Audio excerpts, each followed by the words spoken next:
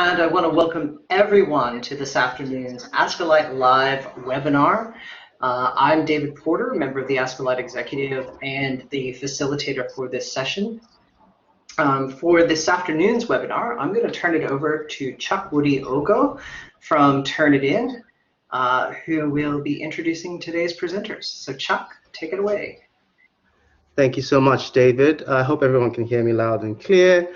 While I was very flattered by the number of LinkedIn messages asking if I was presenting, it's very unfortunately I'm not presenting, but I'm very excited about our presenters. So today we're looking at contract cheating, e-cheating, and academic integrity.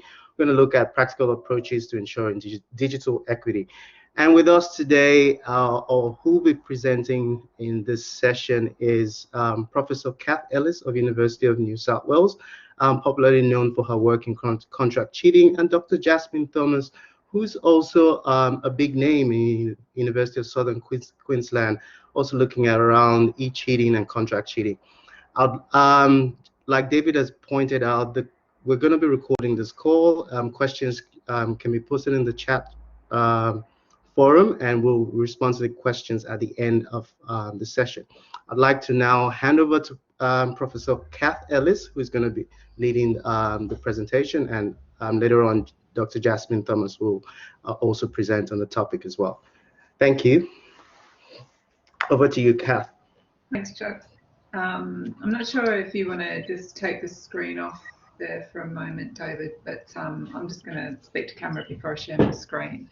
So thank you so much for the invitation to be a part of this webinar today. It's great to be talking to the Ask-A-Lite community. I've been to a few conferences and it's just such an amazing community, and I'm seeing lots of names I recognise. But before I go any further, I'm going to begin by acknowledging the traditional custodians of the land on which I'm located today, which is the Bedegal people of the Eora Nation, which is the land of the Kensington campus, and the Gadigal people of the Eora Nation, which is the location of the Paddington campus. And I pay my respects to elders past, present and emerging, and extend that respect to any Indigenous people who are with us today, and always was, always will be. So thank you, Ask-A-Lite, for inviting me and Jasmine to be a part of this series. Really want to call out to Jasmine and the amazing work that she's doing at USQ, and I know you're all really looking forward to hearing from her. But what I'm going to try and do to start with is kind of set the big picture context, and then Jasmine's going to give us some really fantastic examples of how she's been leading on the practical elements of engaging with the problem of contract cheating at her local level. So really what I want to start with is just by sort of saying this is the soapbox I'm on at the moment, I'm afraid. I mean, those of you who know me will know that I have been on a soapbox about this for quite some time. I'm not going onto that old soapbox of awareness raising about contract cheating. We know about contract cheating. We know that it's a thing. We know that it's happening right under our noses. We know that it's a global problem. It's a global industry that's operating at an industrial scale, that's supplying that operates with a very sophisticated business model and is supplying a mature international market. We know all of that. We know that they are predatory. We know that they have no scruples. We know that our students are vulnerable to this. We know that 6 to 10% of students are engaging in these behaviours. We know the bulk of them are sourcing that work from friends, family, and are not paying for it, but a small proportion are paying for it. We know all of this. But what I want to be focusing our attention on today is, first of all, practical approaches or responses to this problem, like getting to the practical solutions focused side of this, but also to really focus, because it's Ask-A-Lite, focus on what role technology can play in this and what role technology should play and can play now, but will be playing for us in the future. So trying to paint that bigger context to allow Jasmine to go into much more of the detail. And what I've done today is I've kind of mashed up a few things that I've prepared or papers that I've delivered earlier to kind of pull this together into a narrative that sets out the context. And I have to start by acknowledging the extraordinary thought leadership that I enjoy from my colleague Kane Murdoch, who is in the call. I think he's here. Last time I looked, he was here. Because what I'm going to share with you has his fingerprints all over it, as well as a former colleague of ours, David House. And what you'll start to see is how this has been a conversation between the three of us in our different roles. Kane is an investigator. He's a professional staff member who is employed in a central integrity unit here at UNSW. And it's his job to detect and investigate contract cheating. And we're developing a new hashtag, which is Make It Someone's Job. Because one of the things that we're really advocating for is that this needs proper resource and it needs proper centralised attention. Whereas I'm working on the academic side of things, on the academic judgment side of things. And what we're really advocating for today, and I hope Kane doesn't mind me using the word we liberally here, I'm sure he'll put something in the chat if he doesn't like me using it, but what we are advocating for in our conversation is very much a partnership and leadership model in terms of addressing this problem of contract cheating. Because one of the things that I'm getting increasingly worried about is we've known about this problem for a very long time. Thomas Lancaster and some of his research colleagues first coined this term back in 2006. We've had the Jolly Great Big MyMaster scandal happened in 2014 and 2015. We've known about it for a very long time, but we don't seem to have made much inroads in terms of actually addressing the problem. And I think the time has come.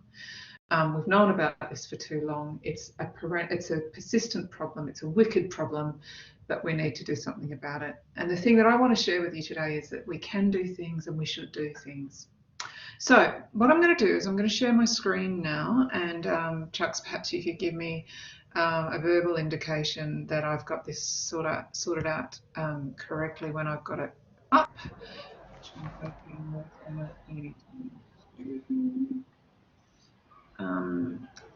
Yeah, okay, yes. So what I'm doing here, thanks Chucks, is I'm going to do a kind of quick tour through a paper that Kane and I delivered at the ICAI conference, the virtual ICAI conference this year. And you'll see that this is co-authored with Mark Rickson from Turnitin. And this is the point that we're trying to make. It is a partnership between the academic and investigative staff and the technology providers. But you'll see the title is From Reactive, Ineffective Whack-a-Mole to Effective Collaborative Action. And that's what I'm really advocating for at the moment, that we move away from the energy-sapping, reactive and ultimately ineffective whack-a-mole strategy that we've been employing for a very long time and start thinking in a more collaborative way to work against this problem together. Because I've said this many, many times, many of you have heard me say this before, this is a sector-wide problem and it needs a sector-wide solution. So, one of the things that I want to start from is a piece of evidence. This is a piece of evidence that we developed from a study that I was involved in, led by the late Tracy Brettag and Rowena Harper, where we did some staff and student surveys to look at the nature of the problem of contract cheating. And this is a really interesting finding. We surveyed about 1,100 academic staff from 8 institutions across Australia. Roughly a third of them said that they had never marked a piece of work that they suspected had been written by somebody other than students. But 2/3 said that they had suspected, but only half of them went on to report that to an academic integrity decision maker. And when we asked them why they didn't report, the dominant reason was it's impossible to prove. And I want to tackle that one head on today. And that's something that I know Jasmine's going to also shed some light on and amplify and illuminate as well. But let's have a look at some of the other dominant reasons. Too time consuming was the next biggest. That's where technology can come in to help us. Didn't know how to pursue it. That's again where the technology can help us out. But look at these ones that are all clustered around the institution. Staff not supported by senior managers to pursue it and didn't trust my institution's policies and processes. That's telling us something very important about the fact that as institutions, we also need to shift and change, to change what we're doing and to change how we approach things because the problem we're addressing is changing. But this is what we talk about when we talk about reactive, ineffective whack-a-mole. It's all these things that they're good things to do and they're important things to do, such as blocking SA mill websites, the wonderful International Day of Action Against Contract Cheating, taking down posters on our campus, and the wonderful idea that my colleagues Kane and David, I can't remember which one of you came up with this one, it might have been Kane, it might have been David, to stick our own QR code onto the posters over there to redirect students to our support. I know this is something that involves Kane, reporting links on Chegg, doing takedown requests for Course Hero. They're exhausting, they're expensive, and they're eventually ineffective because they just pop up again, just like whack-a-mole. And the big one, not talking to our students about the contract cheating problem because we think it's going to alert them to it. These are things that we probably should keep doing them, but on their own, they're not going to make that much of a difference. They are what I call the deterrence side of the solution. What I'm wanting to advocate for today is that we move our energies into the detection side of the solution. And what we're advocating for is very much a partnership model. On the one hand, the people in roles like Kane is in his role, on the investigative side of the problem, where we're looking at things that only can be seen from an investigative point of view. They won't be things that are spotted by individual academic staff at the point of marking. And this was a paper that David and Kane delivered at the 2019 ICAI conference, which was our first big detection yield after my master here at UNSW. They developed a whole pile of intelligence and skill through that process, which has led them on to much more interesting and productive lines of inquiry. On the other side of the partnership model are the academics. The academic judgment and the role that it can play inside the detection process, and even to kick the detection process off, is really critically important. And this is another paper that we gave at the 2020 ICAR conference, which was really looking at the role that academic judgment should, or can and should play in the detection process. And this is where I want to drill into digging into this in a little bit more detail, and particularly the role that technology plays.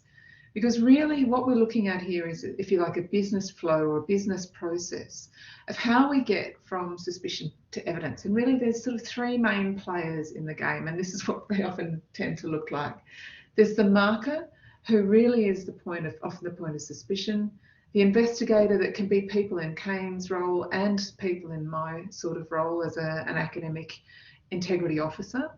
And then we've got the decision maker, which in various institutions could be an individual or a group of individuals, or it could be a panel, it could be a committee, all sorts of things. And what we're really interested in doing, and this is something that's a product of a lot of conversations that have taken place between me and David and Kane, so people in the investigative role and people in the academic role. And these are some of the key things that we think we've really uncovered, which is that detection really is made up of four key steps.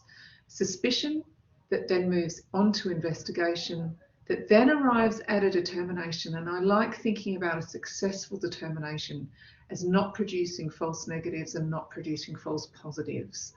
And that decision survives appeal. So all of these decisions must be appellable. But it's only when that decision has survived appeal that we really can say that detection has taken place. Now, when we come to the first of these layers, the suspicion layer, Kane and David and I have coined what we call the 3 commandments of academic judgment. Know thy students as individuals and as a cohort. Know thy course, and particularly the learning outcomes and the assessment requirements and what's typical of a response from the students in this context. And know thy content, particularly the scholars and the scholarship. And this is where I really want to acknowledge the outstanding work of Anne Rogerson from the University of Wollongong, who's been a leading voice in the detection space for a very long time, particularly in terms of what bibliographies can yield. And I'm growing increasingly confident that bibliographic forensics is going to be a really critically important part of this academic judgment piece. But one of the things we do know to be true is it's very, very difficult. And I would say this myth that it's impossible to prove really comes out of the fact that it's very, very difficult, if not impossible, to get enough evidence out of a single document submission by a student to uphold an allegation of contract. to convince a decision maker on balance of probability that contract cheating has occurred. And that's because there's very little information, there's very rarely enough information coming out of a single document for us to support a claim. It's always helpful to be able to compare that document either to other documents submitted by other students or to other documents submitted by the same student. If we think about the sort of information you can harvest off a document, it often tells you information about individual computers that have been involved in the production of that document and different people involved in the production of that document. And if we think about comparing documents across a program of study, so thinking about this as a kind of timeline from left to right, these are the sorts of patterns that we start to see emerge in contract cheating cases. And I can imagine Kane sort of thinking through a couple of instances or a couple of cases where we can see this sort of pattern emerging. The ones you can see encased in the blue dotted lines would be examples of the work being done by the student. But you can see there's a computer change that's happened about halfway through this student's career.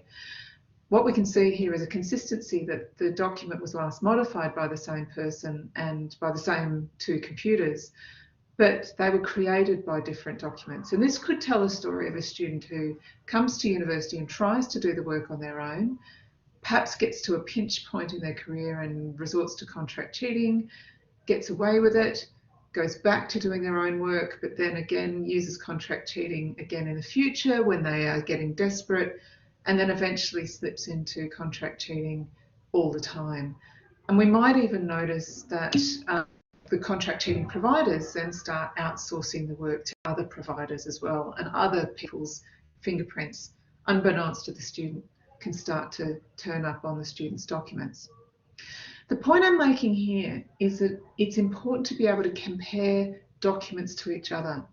And this is where the technology comes in, and Turnitin's authorship has been really critically helpful in terms of improving and speeding up the time it takes to compare documents to each other. And I think it's critical to explain what authorship doesn't do. It doesn't detect contract cheating, it doesn't prove anything, and it certainly doesn't prepare the brief of evidence for you. But some of the things it does do is it collects documents submitted by that student to Turnitin and compares them to each other, or it compares two or more documents to each other that you've uploaded and reports on what it finds in the comparison and then flags discrepancies. And ultimately what it does is it saves us a hell of a lot of time. So that's just one example of how the technology can help us inside an institution in terms of improving the efficacy, the efficiency of our detection process inside an institution. And the partnership that's involved between professional investigators and professional academic staff in terms of using their academic judgment. It's that partnership model that's really yielding the results in the institutions that are getting that model working well.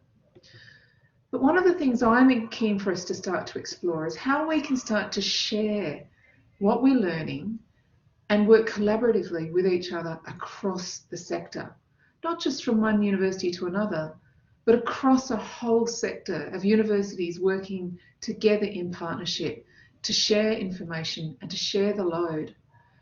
And I'm arguing that this needs to be something that is done under the auspices of our regulator. And now that we have the new integrity unit, it's ideally positioned to help support us and guide us and form these partnership models. I'm arguing that we need to work in partnership with each other under the auspices and with the guidance and support of our regulator to really achieve outcomes, because that's allowing us to work on a national scale and, with the help of our regulators, establish international partnerships with other regulators who can also work in partnership with their higher education providers, thereby establishing more of an international partnership that we could join up with New Zealand, UK and the Republic of Ireland, South Africa, and eventually to rest of the Anglophone world. And it's this partnership model that I'm really advocating for. The partnership would be an opportunity for us to share and collaborate on things. I guess what I'm arguing for is that we are never going to gain much if we compete with each other on this. It's not going to make any of us look good, and it's just going to burn a lot of energy and time. But if we can partner and share expertise, intelligence and information, methods and mechanisms, Even if we can share resource where the bigger and richer institutions could share resource with the smaller and less well-off institutions, and where we can share tools and use tools to share and share how we use them, we can get together to beat this problem. Because my argument is the collective brainpower and the collective wisdom of the universities of the world can never be beaten by these insidious, predatory, morally bankrupt contract cheating providers. Now, another part of this, it's not just the partnership side of it, but it's also the leadership side of this, because this problem is not isolated to higher education providers. It's going on in high schools and probably primary schools. It's going on in theological colleges. It's going on in military colleges. And if we stop and have a think about the national security implications of that, it's quite terrifying. It's going on in community colleges and TAFEs. It's also affecting accrediting bodies and private independent higher education providers.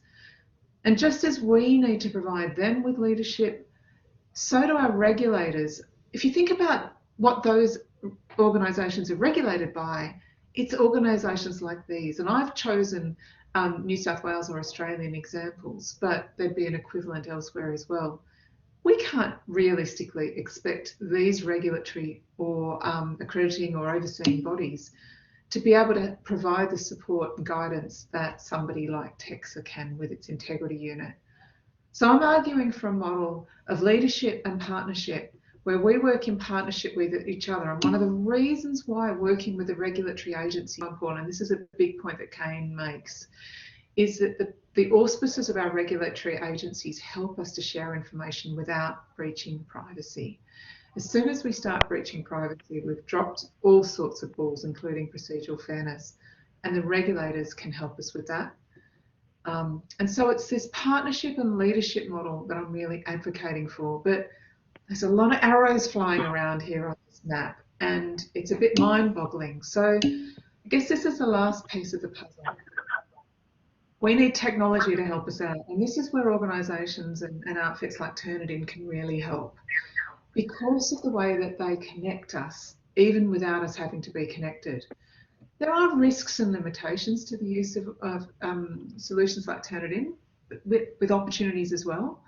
The solutions that they're providing are still developing. That's an opportunity as well, because we can help out and guide them in their development. There is still resistance to their use. They don't work on their own, and they must be implemented in our organisations to work, but those implementation costs can be high, far exceeds the cost of the licence.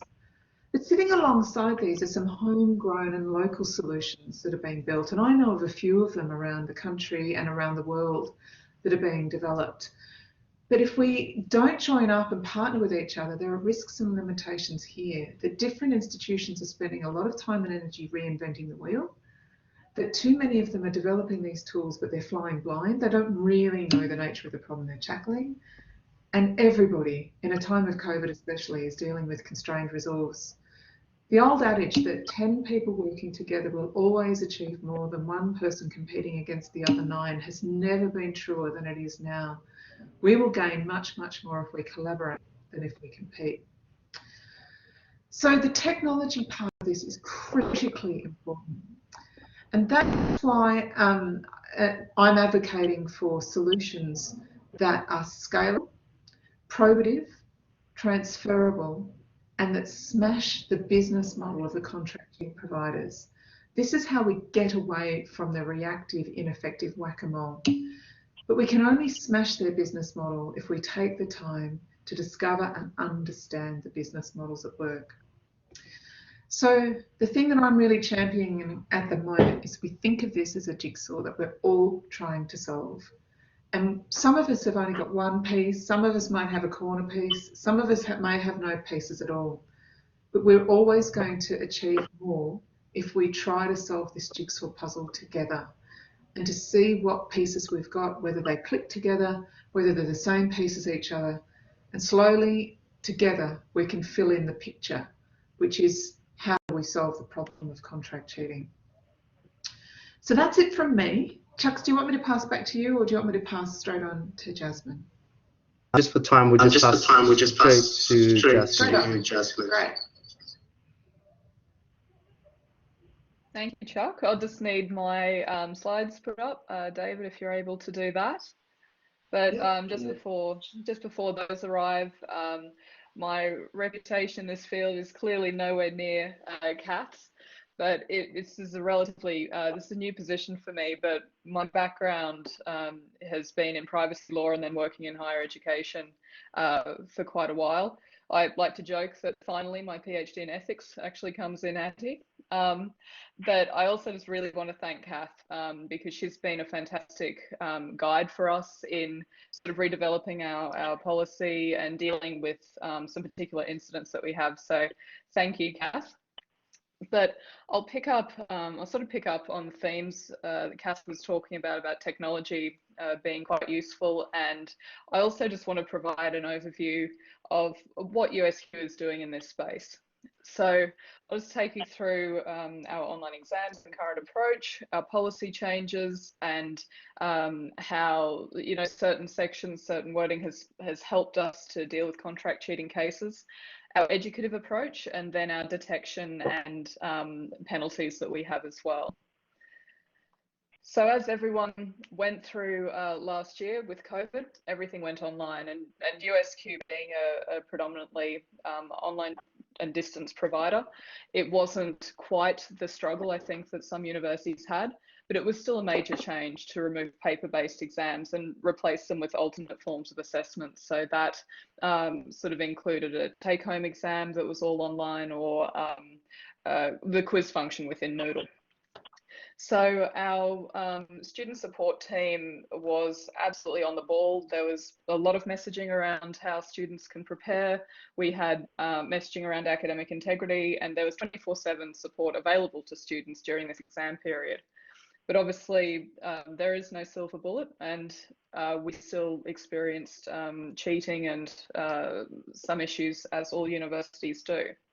So as this was happening, we were redeveloping our new policy and our new procedure and our new penalty schedule.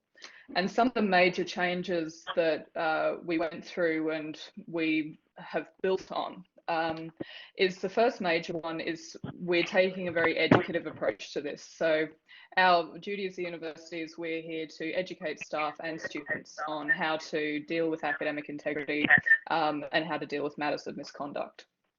So our first sort of major overhaul was mandating that all students have to undertake an academic integrity training module. And I'll take you through that in a little bit more detail on my next slide. But we also were very fortunate to have senior executive support, and they authorised the creation of a dedicated academic integrity unit, of which I'm the associate director. And at this stage, I have one colleague, Rian Rue, who is an academic integrity coordinator. And we also have one academic per school who undertakes additional duties as an academic integrity officer. So it's definitely a whole of university approach, and we're all working very collaboratively.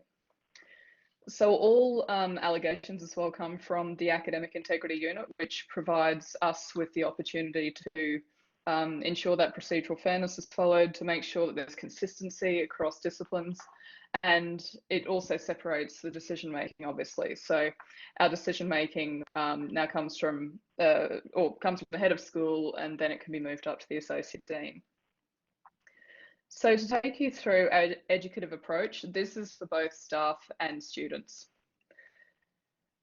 So mandatory training for students, this is something that was developed in-house with a working group. So our library took carriage of this development, and it's set up within our LMS, which at USQ we use Moodle. So it appears just like any other course that the student has to take, and it provides an introduction to academic integrity. So we try to make it very clear why academic integrity is important, that students belong to an academic community, that it's all part of being a scholar.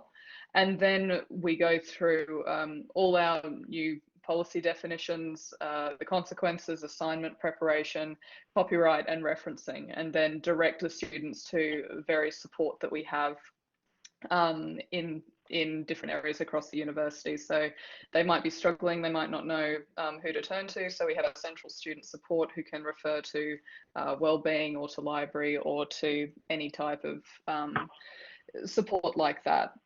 So we've had really good uptake. It's a way that technology is able to, you know, sort of support academic integrity, and that we've limited and restricted access to the first assessment item. So every single coursework student has to undertake this training, and then by using the restrict access function within Moodle, we're able to make sure that students have to complete this before they're able to do their first assessment items. For staff, we've been trying to come up with sort of ways that we can invite all types of staff into the conversation. So we don't just see this as academic integrity as something that is just for academic staff. We also make sure that all our professional staff who have touch points within the process, that they're able to sort of access this training as well. So this is again been something we've just developed in-house, and we always start off, we start with the policy and we start with procedural fairness. Again, I think there's sometimes some size, and people think, oh, this is a bit boring, but that's the problem when you've got someone with legal training in charge. We always like to go back to the policy and looking at all the you know, various sections and how they actually look practically. So we sort of pull apart the policy, what it actually looks like for all of those roles, and we contextualize. So the next part is case studies, and that's really important to, I think, sort of situate academic integrity and misconduct and show the different types, because we know that our maths-based disciplines have a very different experience of academic misconduct compared to our humanities disciplines. So we go through assignments and how the technologies are actually sort of helping us detect this sort of information.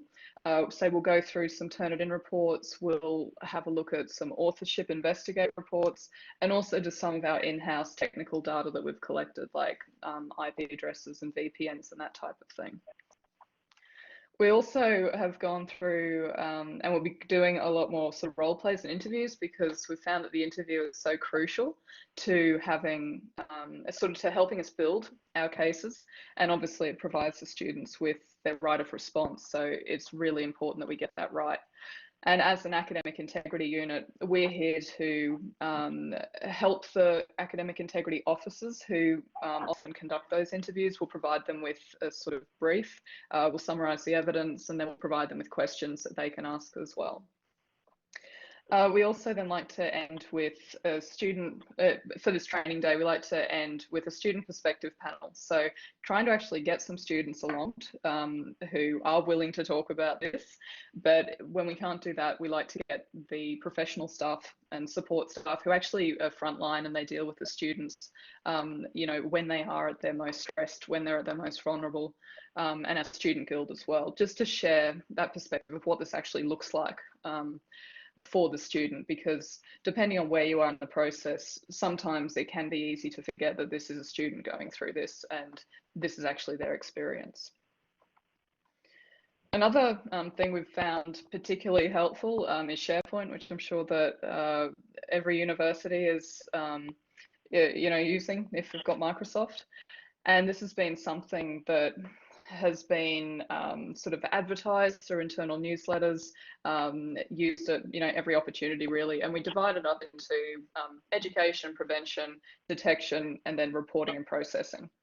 So we have the real sort of technical documentation. How do you use our, you know, how do you use our online reporting system? So it's another thing that we've had built in-house, which is an online, you know, reporting system for academic integrity. That at least has taken some of the pain out of the paper-based process that I'm sure put people off reporting. Now at least it's just sort of one click. You go to a form, you put all the details in, and then it's recorded for then the next person in the process to be able to generate the letters to be sent out to students. So that's one way that we've been able to try to streamline things. but having sort of just one source of information has been really useful for our staff. As far as learning and teaching approaches go, and I won't go too far into this, but then I know this is you know, an Ascolite presentation. But as our educative approach, we are absolutely encouraging the fact that we need to be looking at courses and we need to be looking at assessment. And these are sort of 7 factors, of course, by Bertrand Gallant, that we're trying to sort of socialise across the university and use as a basis for some of our education campaigns. So those 7 factors for instruction quality, stress and pressure, availability of opportunity, which of course has been increased with all the move online and having all sort of online assessment, perception of consequences, language barriers, performance culture, and ethical decision making. So once you click on one of those, then it just takes you down the page and we've got what is the problem and here are our strategies for addressing the problem. And that just sort of takes you off to some, you know, links like videos we produced in-house, some recordings of workshops that we've done, and then examples of what our staff are doing across the institution. So this is, you know, what our constructive alignment looks like. And then there's like contact details there as well for contacting other people who might be able to help. So having SharePoint and just that single source has been really useful for us. So once, you know, once we've actually gone through all that educative process, obviously we're still going to be experiencing misconduct. So in terms of detection, we use Turnitin as an institution, and we do actively encourage uptake in all courses. So in order to support that, our academic development team run Turnitin workshops throughout semester.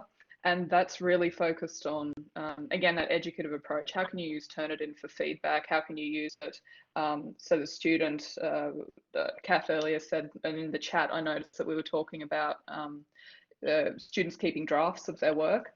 In a few of our courses, we have students who actually use Turnitin multiple times, and you can see the versioning, which is really useful. And they're actually encouraged to use Turnitin as a, you know, educative and feedback tool to fix their referencing, as opposed to, okay, you submitted a paper and then it's come back 41% and it's a problem.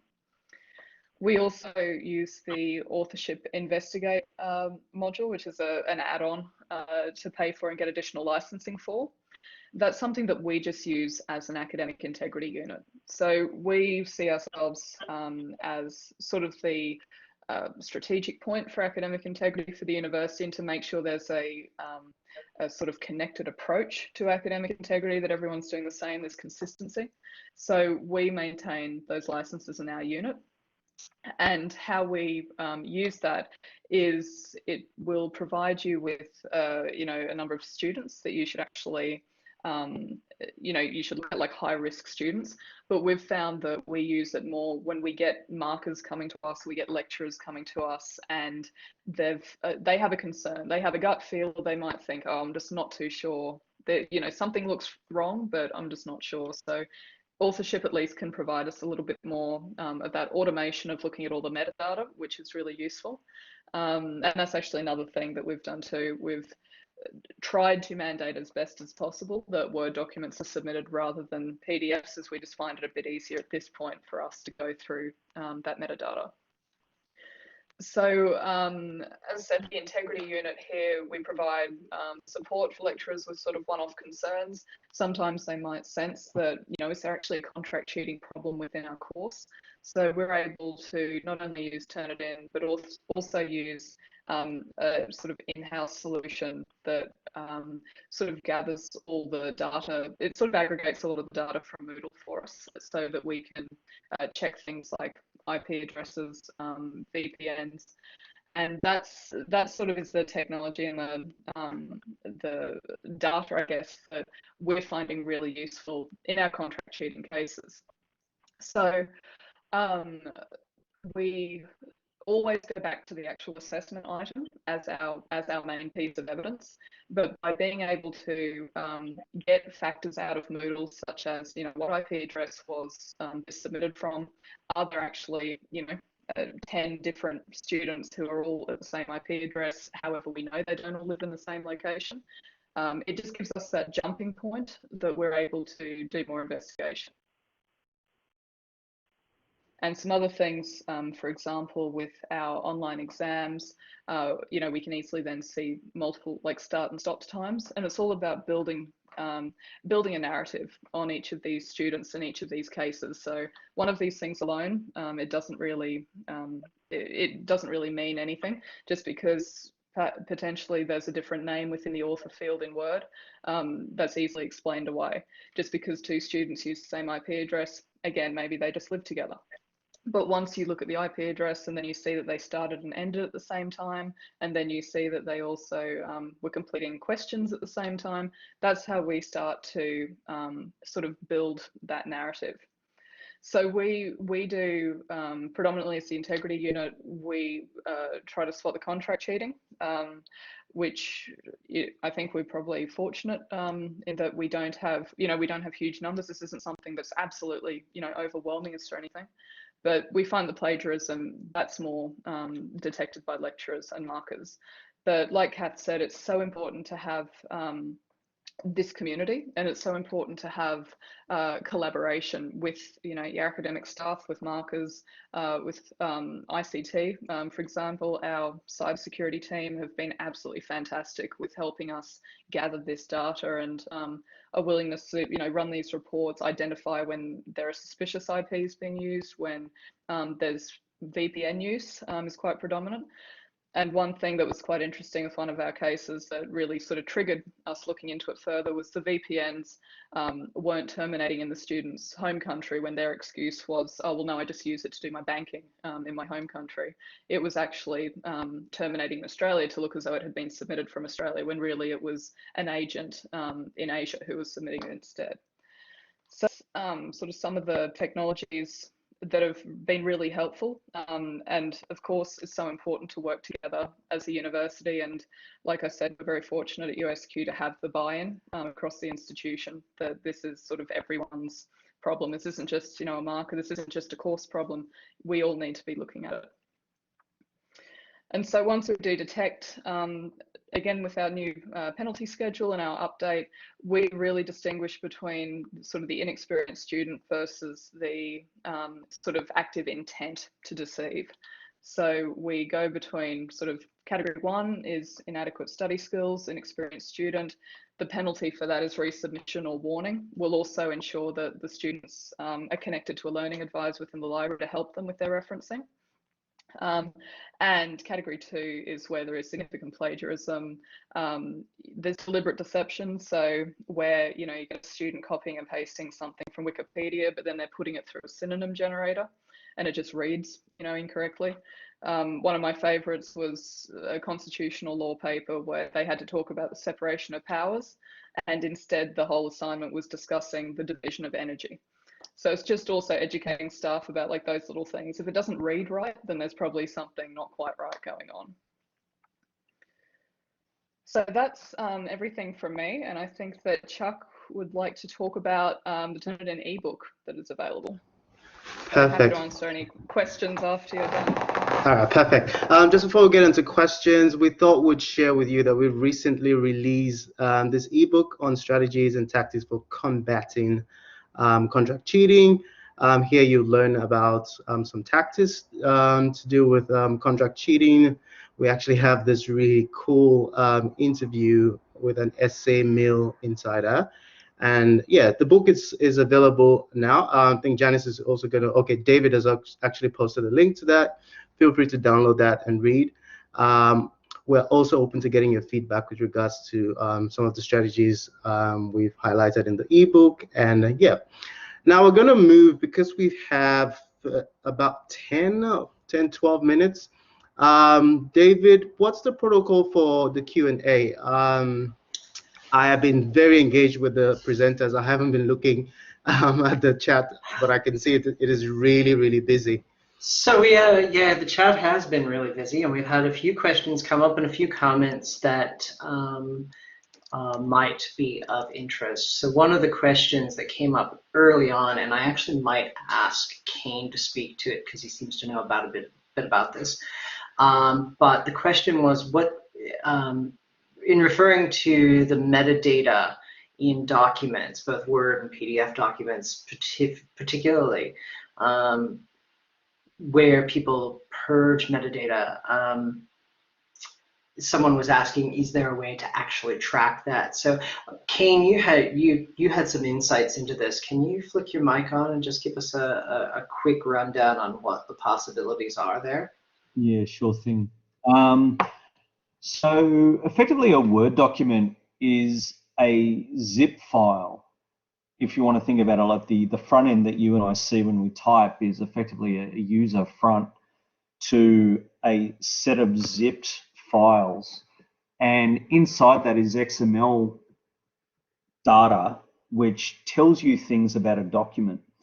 And one of those things, if you go into the settings for any Word document you want to look at, you can see, I'll just open one up so I'm not going to mislead anyone. So if you go under File and Info and the Inspect Document function, so any user can inspect the document and then remove all the data. And how the document would appear after that is it would appear as if the document was created the second you opened it. So let's say someone sends you a document and you open it and it says it started at 2:48 p.m. on the 22nd of April, despite the fact that it's got all this text in it. That's an indication that the document has been deliberately purged.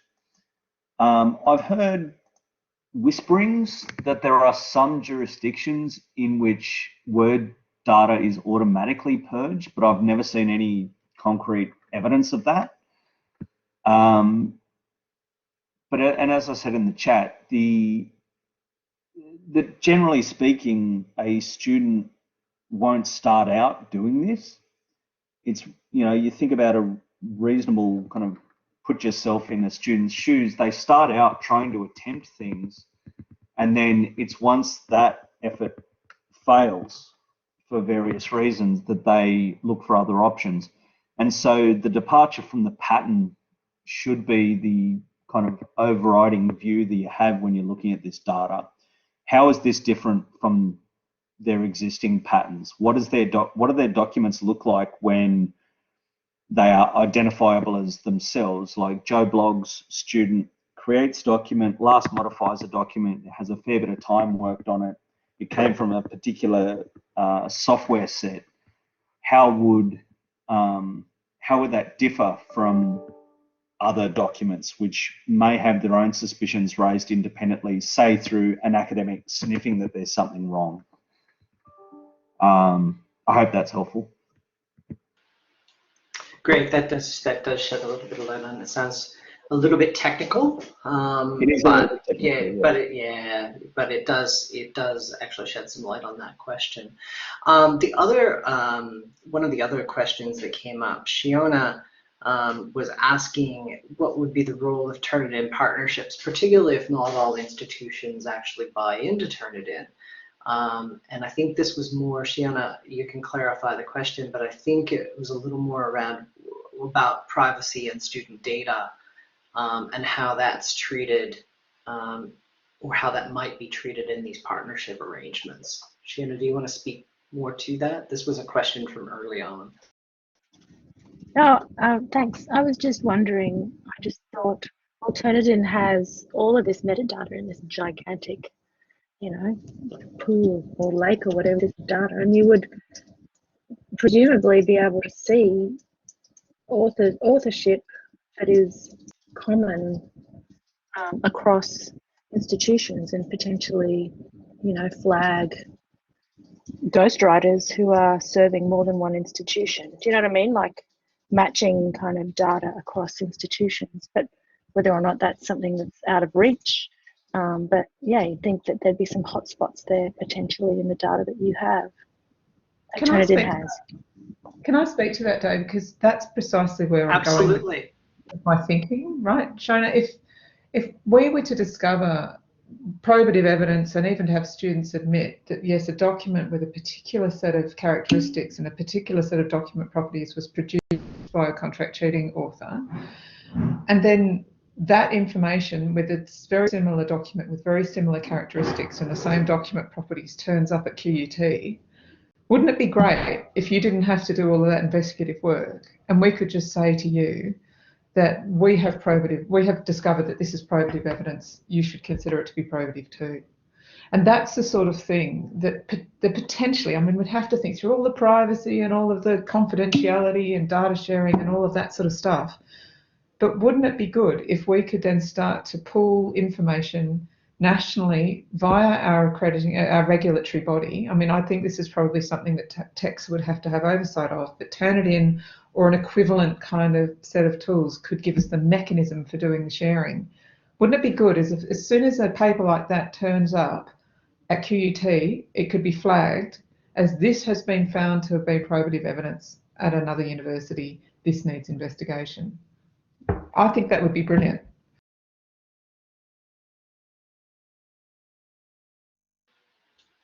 Thanks for that. Suja asked, how do you, and actually Suja and Lorene have both asked similar questions. When it comes to Turnitin and we talked about being able to view that versioning, Lorene was curious if the markers could actually see the various versions. And Suja has asked a more general question, how do you see those various versions of student assessments? Yeah, I'm happy to add to that as it's not like for us. I'm not familiar if there is like a proper versioning function so much as we just ask students to put it through multiple times and upload each version, and then a comparison is done. So it's not a nice clean process, and I'm very sorry if I got anyone excited. But it's just we definitely try to use it as a feedback tool. So multiple uploads.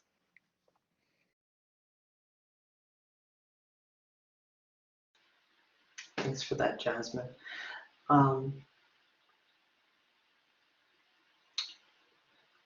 David asks, is there any recourse against organizations that put bundles of past student papers online for future students to use?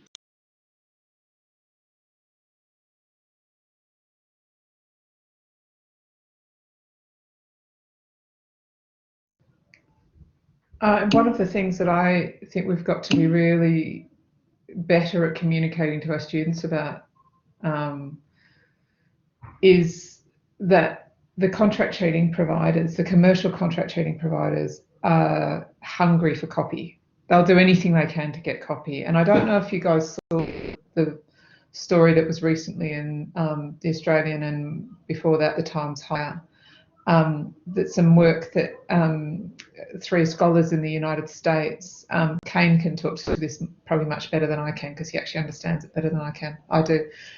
3 colleagues in the United States have discovered contract cheating companies hacking into university websites. And I don't know if you saw the warning that TECS issued both to providers and to our students about this. Yeah, Kane's put the link in the chat. We asked them, we got in touch with them, and we asked them if they could do a similar analysis of the edu.au domain, and they found a whole pile of compromised university websites. But the reason I bring this and why I think it's relevant to your question is that one of the things that seems to have occurred is what looks to be fraudulent essay writing competitions being run by these contract cheating providers with the promise of a $2,000 scholarship. And as far as we can tell, that was never a real competition and there was never a real prize. But the point of the competition, of course, was that the contract cheating providers were able to harvest a whole pile of student essays. So this kind of providing previously written assignments and I'm not sure if this is quite the spirit of your question, but organisations that are putting bundles of past student papers, whether it be students, whether it be commercial cheating providers, whether it be organisations that have duped students into providing this information, whether it be Course Hero, whether it be Chegg, whatever. These are all huge honeypots for contract cheating providers, but they're also traps, if you like, for contract cheating providers. So I guess I mention all that, probably not because it gives a great answer to your question, David, but more to just expose the insidious, predatory, amoral, foul behaviour of these contract cheating providers. And it kind of gives me an opportunity to go back to something that I'm really preaching from the rooftops, or shouting from the rooftops at the moment. I talk about the wisdom of the universities of the world can't be beaten by these providers. But one of the things that sets us apart from the contract cheating industry is that we care about our students and they don't. They don't care about our students at all. They just care about exploiting them for money. And the fact that we care about our students will mean that we're more likely to succeed. So it's a bit of a weird answer to your question, David, but I think it's a really, really actually excellent place for us to stop for today. Chuck, did you have any final remarks that you wanted to make before we call a close to this? The only final remarks is to the amazing presenters. Thank you so much. This has been very eye-opening. I've been trying to keep very focused on what's been said, but I can hear the chat just going up. So it sounds like it worked out well. We tried to focus the session on more practical solutions, and learning from the USQ environment was actually superb. So thank you, and thank you to David for this opportunity to collaborate and bring this message to the rest of the academic community. Yes. And so on behalf of Ascolite, we want to thank each of you for joining us today for this webinar, and we hope you will join us again in the future. We do have 2 upcoming webinars. First, on the 11th of May 2021, in conjunction with the Australasian Journal of Educational Technology, we're presenting a review and showcase of smart learning environments, so please watch out for that. Those details are coming soon.